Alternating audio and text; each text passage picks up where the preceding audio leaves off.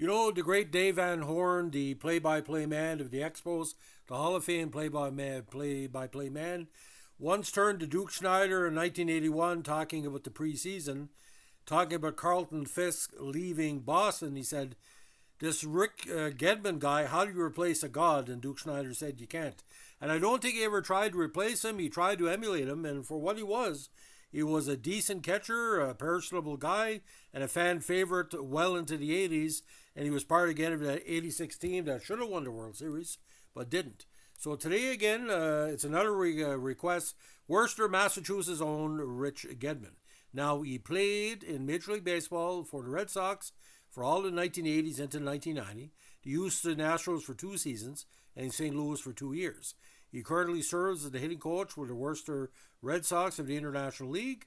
Listed as 6 foot tall, 210, he batted left-handed and threw right-handed. Now, the native of Worcester, or Worcester, as we pronounce it in Canada, sorry to American friends, Gedman plays first base and pitched at St. Peter Marion High School for the Grafton Hill Worcester American Legion baseball program.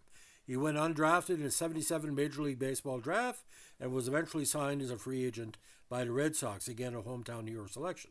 He was sent to the Instructional League to learn to play catcher and progressed steadily up the Red Sox minor league system, and I think some years as Pawtucket as well.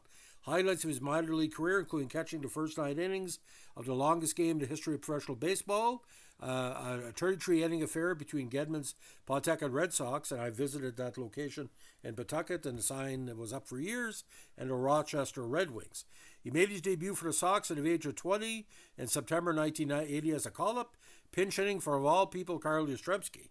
In 81, regular Red Sox catcher Carlton Fisk was granted free agency, and he left Boston for Chicago White Sox, leaving the catcher position open. Gedman shared catching duties with Gary Allison and played well enough to be named a Sporting News Rookie of the Year. Following a poor 82, Gedman's hitting improved the next 2 seasons under instruction of Red Sox hitting coach legend Walt Hriniak. He had a career-high 24 home runs in 84 and followed with career highs in batting average 295 and RBIs 80 and 85 while throwing out nearly half of potential base stealers. He used to pick out Blue Jays like crazy, I remember that for sure. In that season, he became the 16th Red Sox player and the only 6th catcher since 1900 to hit for the cycle. Now in 86, Gedman experienced 3 of the highlights of his career.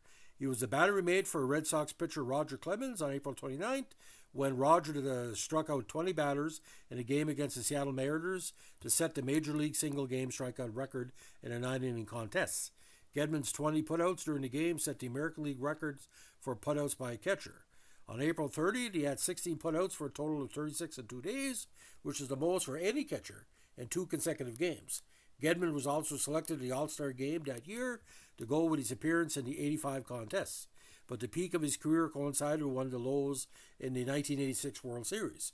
In the bottom of the 10th inning of Game 6, with the Red Sox leading by 1 run with 2 outs, Kevin Mitchell on third and Mookie Wilson at bat, reliever Bob Stanley threw a pitch that Gedman failed to handle. It was Stanley's fault, of course.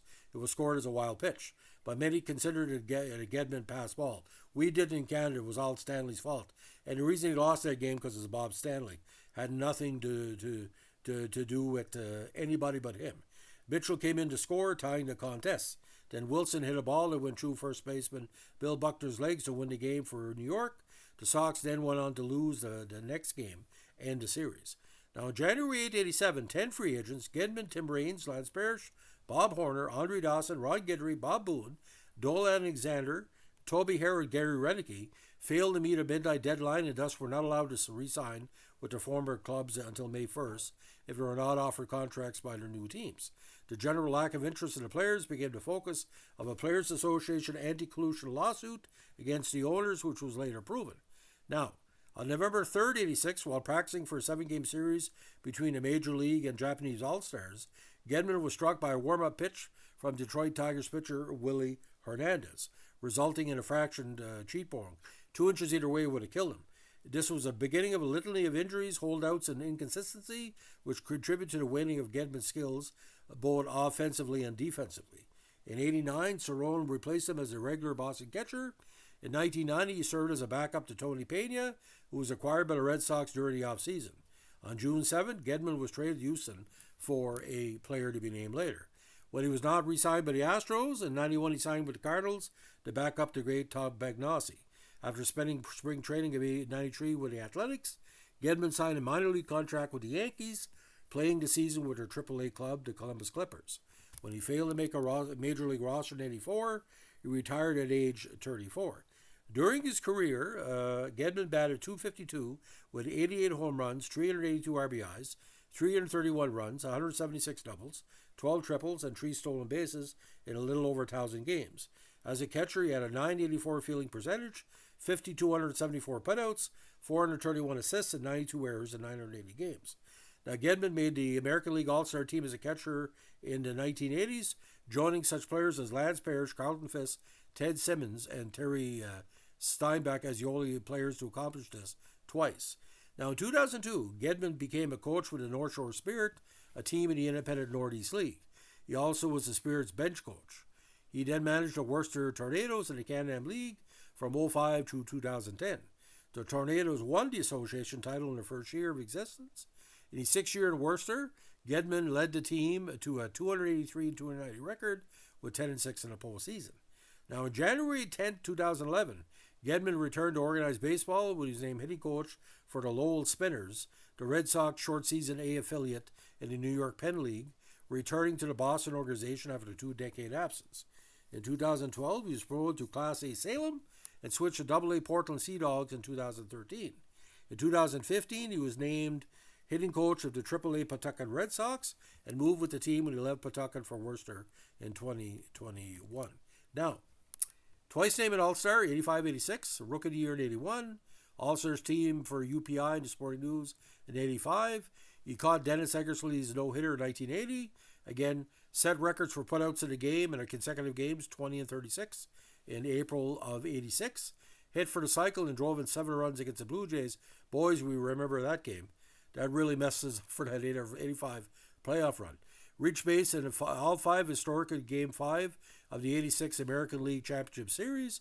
This included a 2-run home run in the 2nd inning, a hit by pitch in the 9th, and this was set up Dave Henderson's dramatic 2-out home run, which of course Donnie Moore took to heart, and God bless him, we miss him. Rich Gedman has had a strong personal life. They met his beautiful wife Sherry in 1977 when both attended St. Peter and Marion High School. Sherry went on to play softball and basketball at University of Connecticut, where she threw 2 no-hitters, and as of 2011, still holds the 2nd lowest ERA in program history. The couple married in 82, and that ERA, .57. Now, the beautiful couple have 2 sons, Michael and Matthew, and a daughter, Marissa. Michael was a freshman pitcher for the Lemoyne College Dolphins in 07, but when his younger brother Matthew was accepted as a freshman at UMass in both baseball and hockey, as an infielder and a goalie, sophomore Michael transferred to UMass also. Mike played a mix of first baseman and pitcher and hit .312 in 3 seasons with the Minutemen, including .345 as a junior in 09. Matt played shortstop and third at UMass and finished his career with a .334 batting average over his 4 seasons and a team-leading 4.2 average during his senior year in 2011. Matt was drafted by the Red Sox in the 45th round in 2011.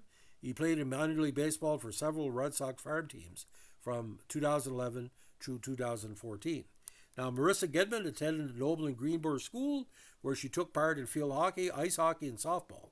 In her 2008 season, she achieved all-league ISL New England Championships and a 16 and under national title in ice hockey. She went on to attend Harvard starting in 2010 and playing for the women's very strong ice hockey team, accumulating 75 points with the Harvard Crimson women's ice hockey program.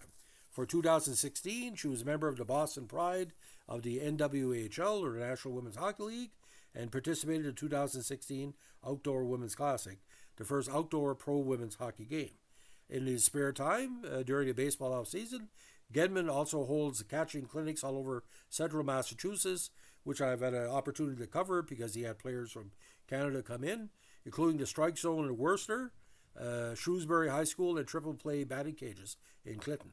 And a very good coach he is. Now, Rich Gedman, what's kind of ironic, Carlton Fisk's duration in Boston is very similar to Gedman's duration in Boston as well. But Gedman, for a lot of people, he has more fans in Canada because they saw Gedman more play against the Blue Jays and in postseason, especially that 86 run where they weren't supposed to beat California and bet California, and were supposed to beat the Mets and didn't beat the Mets.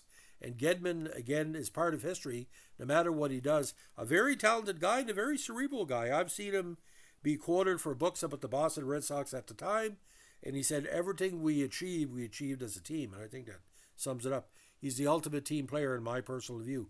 It would have been great if Toronto would have gave a chance to him after 1990, but, Toronto had Pat Borders and a myriad of catchers. So, to me, Rich Gedman, one of the most underrated Boston Red Sox of the 1980s, and all he did was play the position the best he could. And if you could bat in that 250, 270 range with 5 or 10 home runs every season and have a good fielding percentage, that's what you want. Now, very quickly, we're always going to take a look at the stats because the stats tell the whole story.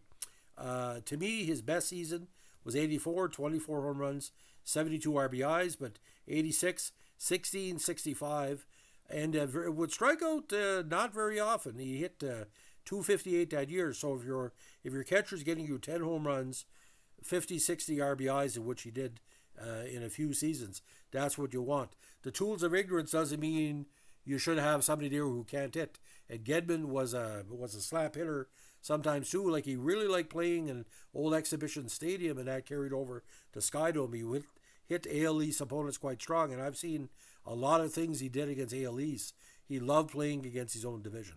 So, ladies and gentlemen, if you like what we're doing here with our vintage Red Sox podcast, let us know with a like, comment, subscribe, or share. This is a request from another follower of our channel. Don't forget, requests are always highly anticipated, always highly considered, and always highly accepted. Thanks for listening. Bye.